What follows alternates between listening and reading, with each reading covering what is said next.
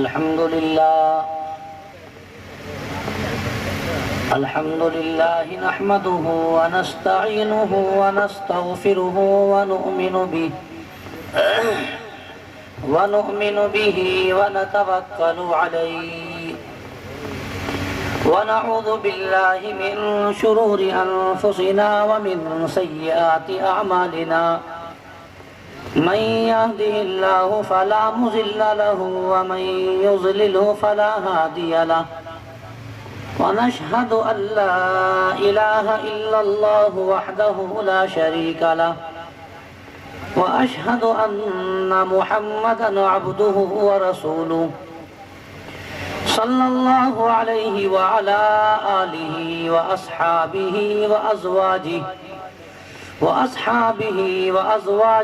وسلم تسليما كثيرا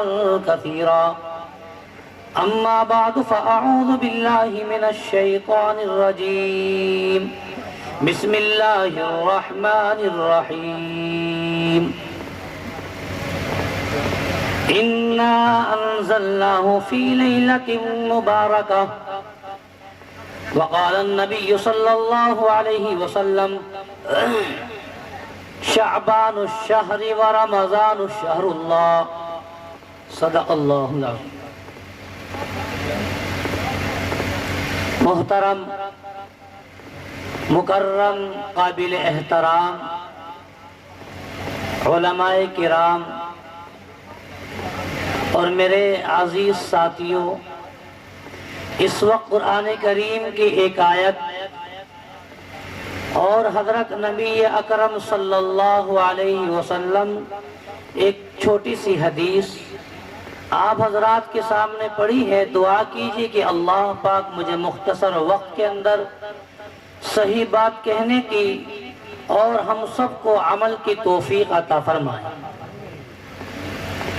بہت خوشی ہوئی آپ حضرات رات سے اس وقت میں جلسہ سن رہے ہیں اور آپ مدرسے کا تعاون بھی فرما رہے ہیں. ذمہ دار کمیٹی کے لوگ یہاں پیسے لکھ رہے ہیں.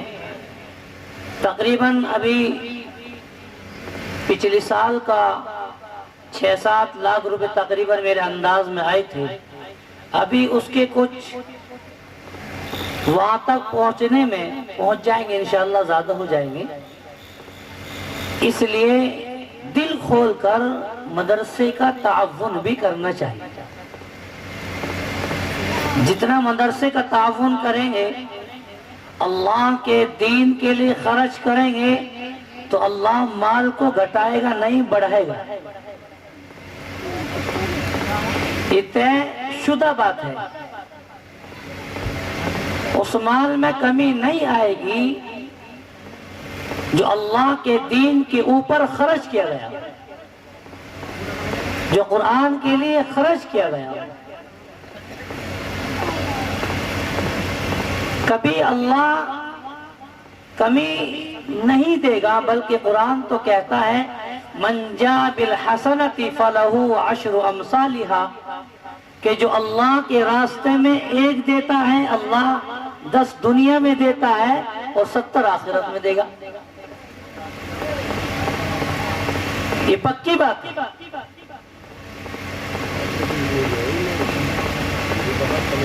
ہمارے پیسے، ہمارا مال، ہماری جانیں، ہماری دولت، ہمارا وقت نہ جانے کہاں کہاں خرچ ہو رہا ہے.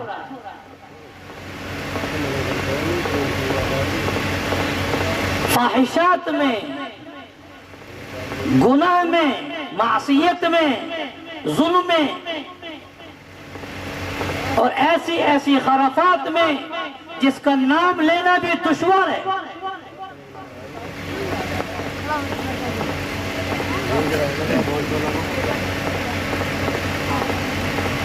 یہ حالتیں، یہ مصیبتیں، یہ پریشانی، یہ الجھنیں، یہ سارے سمندروں میں، طوفانیں، زلزلے، ہوا میں، سمندروں میں، یہ سب ہماری وجہ سے آتے ہیں.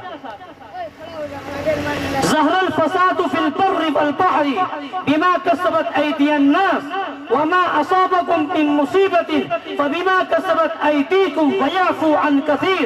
اللہ نے قرآن میں کہہ دیا یہ سب مصیبتیں، یہ سب آفتیں، یہ سب زلزلے، یہ سب ہماری گناہوں کی وجہ سے آتا ہے، ہمارے ہاتھوں کی کرتوت کی بنا پر آتا ہے، ہماری وجہ سے آتا ہے. یہاں تک کہ سمندر میں رہنے والے، یہاں تک کہ اپنے بلوں میں رہنے والے پرندے بھی ہماری گناہوں کی وجہ سے سوکھ سوکھ کر مر جاتا ہے.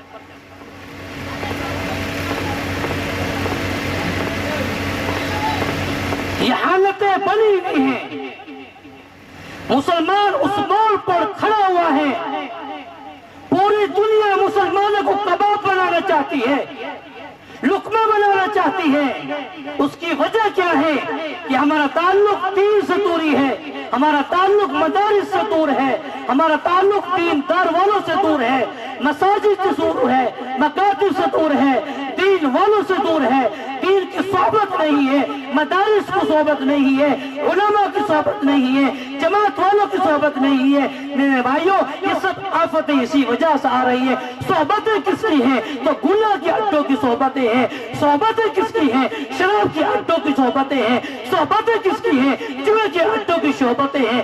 اس لیے ہمارا ذہن خرافات میں، بدعات میں، رسومات میں اور طرح طرح کی ساری مصیبتیں ہماری وجہ سے، ساری پریشانی ہماری وجہ سے جو آ رہی ہے، یہ ہمارے کرتوت کی بنا ہے. میرے بھائی، اپنی زندگی کا رخ بدلا جائے گا تو اللہ کے لیے کوئی مشکل نہیں ہے کہ اللہ آپ کی زندگی کا رخ نہ بدلے. ایسا نہیں ہو سکتا ہے.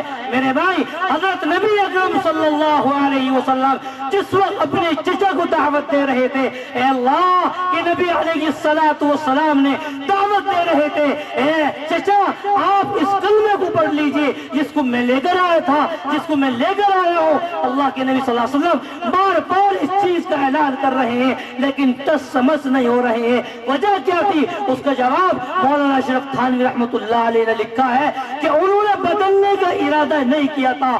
اگر بدلنے تھے اللہ ہدایت کی دولت سے مالا مال.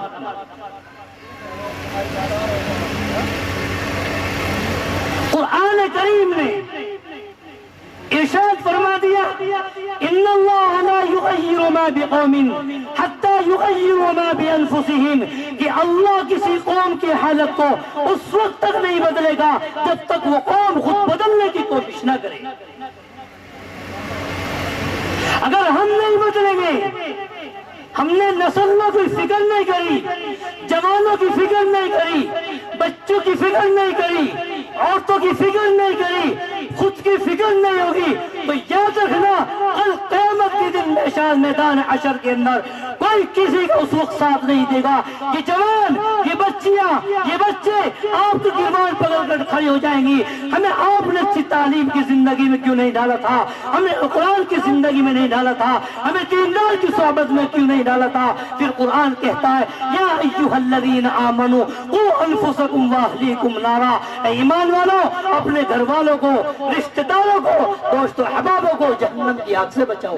اگر نہیں بچائیں گے تو قیامت کے دن یہ لوگ آپ کو گردان پکڑیں گے.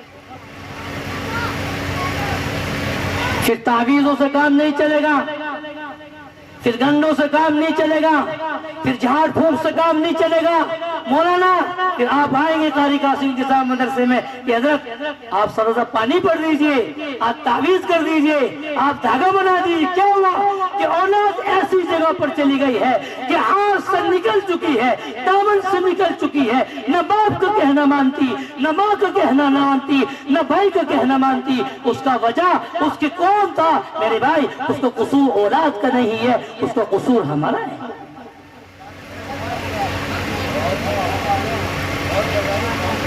میرے بھائی، اس لیے توبہ کرے، استغفار کرے. ایک رات ایسے آنے والی جو میں نے پڑھا ہے، جو میں نے قرآن کریم کی آیت پڑھی اور حضرت نبی اکرم صلی اللہ علیہ وسلم کی ایک مبارکہ حدیث پڑھی، یعنی شعبان الشہری و رمضان الشہر اللہ، کہ شعبان میرا مہینہ اور رمضان اللہ کا مہینہ ہے۔ یہ مہینہ، یہ شعبان کا مہینہ چل رہا ہے، اتنا مبارک مہینہ، اس رات کے اندر جو آنے والی رات ہے شعبان کی 15ویں رات ہوگی، اللہ اس رات میں آسمان دنیا پر نزول فرماتا ہے اور اعلان کرتا ہے کوئی مغفرت کرنے والا میں اس کی مغفرت کر دوں، کوئی معافی مانگنے والا میں اس کو معاف فرما دوں، کوئی روزی کا طلبگار میں اسے روزی عطا فرما دوں، کوئی مصیبت میں پریشان میں اس کی مصیبت کو دور کر دوں، کوئی پریشان حال میں اس کی پریشانی کو دور کر دوں۔ اللہ صبح سے لے کر صبح صادق سے شام تک، یعنی رات سے لے کر صبح تک اللہ یہی اعلان کرتا ہے کوئی مغفرت کرنے والا، کوئی ہے مغفرت کا چاہنے والا میں اس کی مغفرت عطا فرما دوں، کوئی روزی میں برکت ماننے والا میں اسے روزی عطا فرما دوں۔ میرے بھائی یہ ایسی رات ہے اگر اس میں ہم نے توبہ استغفار نہ کری اللہ گناہ کو معاف نہیں فرمائے گا۔ یہ ایسا مہینہ، اتنا مبارک مہینہ، یہ شعبان کا مہینہ، یہ رمضان کی تیاری کے لیے ہے۔ حضرت نبی اکرم صلی اللہ علیہ وسلم شعبان کے مہینے کے اندر اکثر روزہ رکھا کرتے تھے تاکہ رمضان کے مہینے کی عادت بن جائے، رمضان میں دشواری نہ ہو، رمضان میں پریشانی نہ ہو، رمضان میں دقت نہ ہو، رمضان میں بھوک کا احساس نہ ہو، پریشانی کا احساس نہ ہو، پیاس کا غلبہ نہ ہو۔ اس لیے اللہ کے نبی شعبان کے مہینے کے اندر اکثر روزہ رکھتے تھے تاکہ رمضان کے مہینے کی تیاری ہو جائے۔ یہ مہینہ چل رہا ہے، مبارک مہینہ، لیکن اس رات کے اندر اللہ 6 آدمیوں کی مغفرت نہیں فرماتے۔ اس رات کے اندر یعنی شعبان کی 15ویں رات کے اندر اللہ 6 آدمیوں کی مغفرت نہیں فرماتا۔ اس کے علاوہ اللہ جس کو معاف فرما دے، اللہ کے جس کو چاہے معاف فرما دے، لیکن 6 آدمی ایسے ہوں گے جس میں اللہ اس رات میں معاف نہیں فرمائے گا۔ سب سے پہلا آدمی شرک کرنے والا، جو اللہ کے علاوہ دوسروں کو شریک ٹھہراتا ہو، جو اللہ کے علاوہ کسی کی منتیں مانتا ہو، جو اللہ کے علاوہ کسی کو سجدہ کرتا ہو، جو اللہ کے علاوہ کسی کی پوجا کرتا ہو، جو اللہ کے علاوہ چادریں چڑھاتا ہو اور غیر اللہ کو مانتا ہو۔ اللہ نے قرآن میں فرما دیا ان اللہ لا یغفر ان یشرک بہ ویغفر ما دون ذلک لمن یشاء، کہ اللہ مشرک کی بخشش نہیں فرمائیں گے، اس کے علاوہ اللہ جس کو چاہے معاف فرما دے، لیکن شرک کرنے والا، شرک کرنے والے کو اللہ معاف نہیں فرما دے گا۔ دوسری جگہ فرمایا ان الشرک لظلم عظیم، یہ شرک عظیم ہے، یہ بڑا گناہ ہے جو اللہ کے علاوہ دوسروں کی منت مانتا ہے، دوسروں کی عبادت کرتا ہے، پرستش کرتا ہے۔ میرے بھائی اس کے علاوہ اللہ کسی کو معاف نہیں فرمائے گا۔ سب سے پہلا شرک